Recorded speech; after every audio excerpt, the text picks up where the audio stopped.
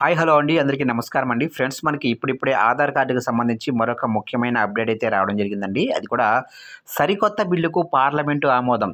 ఇకపై ఆ విషయాలకు ఆధారు తప్పనిసరి అంటుంది.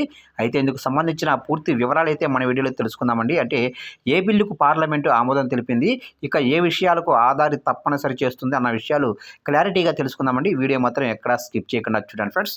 అప్పుడే మనకి పూర్తి సమాచారం అయితే తెలుస్తుంది. ఇక ముఖ్యంగా వీడియో నచ్చినట్లయితే లైక్ చేయండి ఫ్రెండ్స్. ఇక లేట్ చేయకుండా టాపిక్‌లోకి వెళ్ళిపోదాము. ఇక్కడైతే చూడండి ఫ్రెండ్స్, మనకు వచ్చిన అప్డేట్ ప్రకారంగా సరికొత్త బిల్లుకు పార్లమెంటు ఆమోదం. ఇకపై ఆ విషయాలకు ఆధార్ తప్పనిసరి.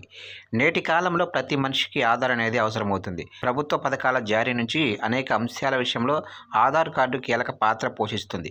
ఇప్పటి వరకు ఈ కార్డు అనేక విషయాల్లో అనేక మార్పులు జరిగాయి. దేశంలో నివసించే వారికి ఈ ఆధార్ కార్డు తప్పనిసరి అనే సంగతి తెలిసిందే. అలానే వివిధ పత్రాల జారీ, ప్రభుత్వ పథకాలకు అర్హులను గుర్తించడానికి ఆధార్ కార్డు ఉపయోగపడుతుంది. అలానే ప్రైవేటు సంస్థల్లో సైతం పలు సందర్భాల్లో ఆధార్ కార్డును అడుగుతుంటారు. ఇక ఇటీవలే ఆధార్ కార్డు 10 ఏళ్లు దాటి ఉంటే అప్డేట్ చేసుకోవాలని కేంద్ర ప్రభుత్వం చెప్పింది. అదే సమయంలో మరో కీలక నిర్ణయం తీసుకున్నట్లు తెలుస్తుంది.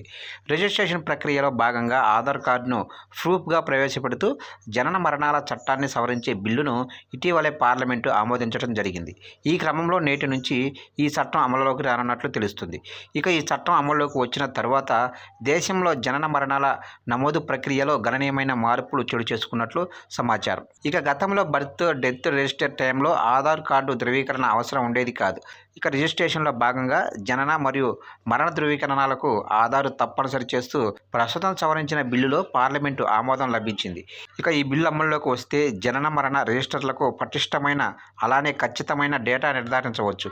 అయితే పార్లమెంటు ఆమోదించిన ఈ సవరణ ద్వారా 2023 లేదా ఆ తర్వాత జన్మించిన పిల్లలు ఎక్కువగా ప్రయోజనం పొందుతున్నారు. ఇక కారణం ఏంటంటే జనన నిర్ధారణకు ఆధార్ కార్డు తప్పనిసరి కావడంతో ఆధార్ కార్డుతో దాని ద్వారా జనన ధృవీకరణ పత్రం జారీ, పాఠశాల అడ్మిషన్లు, డ్రైవింగ్ లైసెన్సు, మ్యారేజ్ నమోదు, ప్రభుత్వ ఉద్యోగాల్లో బెనిఫిట్స్ పొందడం వంటి ప్రక్రియలను ఈజీ అవుతాయి. ఇలా పలు ఉపయోగాలున్నా మాత్రం బర్త్ అండ్ డెత్ల కోసం నేషనల్ లేదా స్టేట్ లెవెల్ డేటాబేస్ సేకరణను క్రమబద్ధీకరించడమే పార్లమెంట్లో ఈ బిల్లును ఆమోదించడానికి ప్రధాన లక్ష్యం. ఇక ఈ బిల్లులో ఏవైనా మార్పులు, చేర్పులు చేసేందుకు ప్రజాప్రతినిధులు, ఇతర ముఖ్యులతో కేంద్ర హోంమంత్రి అమిత్ షా చర్చించారు. అలానే ఈ సంప్రదింపుల కారణంగా ఆందోళనను పరిష్కరించవచ్చని, అలాగే ప్రజలు అనేక రకాల ప్రయోజనాలు పొందే విధంగా ఉపయోగపడేలా ఈ చట్టాన్ని తీసుకురావడం జరిగింది. ఆధార్ కార్డు ధృవీకరణతో వివిధ రంగాలు, సేవల్లో ప్రజలు ప్రయోజనం పొందే విధంగా ఈ వ్యవస్థను రూపొందించాలని కేంద్ర ప్రభుత్వం లక్ష్యంగా పెట్టుకుంది.